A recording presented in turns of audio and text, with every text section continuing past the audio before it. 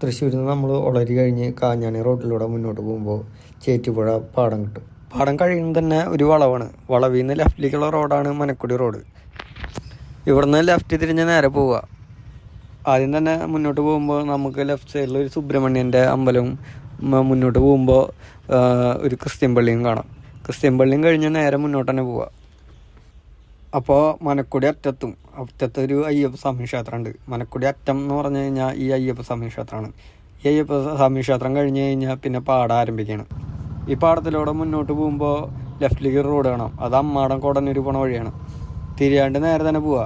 അപ്പോൾ മനക്കൊടിനെയും പുള്ളിനെയും വേർതിരിക്കുന്ന പാലം കാണാം. ഇതാണ് ഇവിടുന്ന് അങ്ങോട്ടാണ് പുള്ള് ആരംഭിക്കുന്നത്.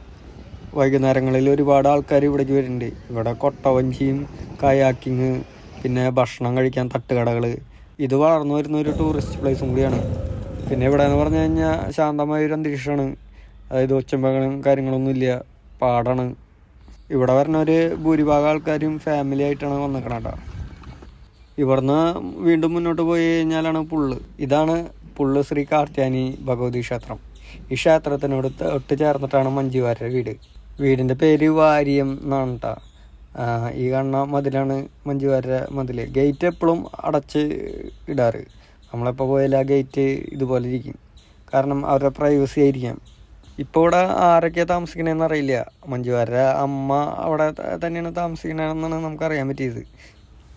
ഈ അമ്പലത്തിന് മുന്നിൽ തന്നെ ഒരു ആലുണ്ട്. ആ ആലും ആൽത്തറയൊക്കെ നമുക്കൊരു പ്രത്യേക ഫീലിങ്സാണ് തരിക. അതായത് ശാന്ത സമാധാനമായിട്ടാണ് അവിടെ. തൊട്ടടുത്തന്നെ ഒരു ചായക്കട ഉണ്ടിട്ടാ. കുറേ ആൾക്കാർ അവിടെ വന്നിട്ട് ചായ കുടിക്കുന്നുണ്ട്. ഒരു ചേച്ചി നടത്തുന്ന ചായക്കട. അവിടെ നിന്ന് കുറച്ചും കൂടി മുന്നോട്ട് പോയി കഴിഞ്ഞാൽ ഒരു അമ്പലപ്പാടം കേട്ടോ.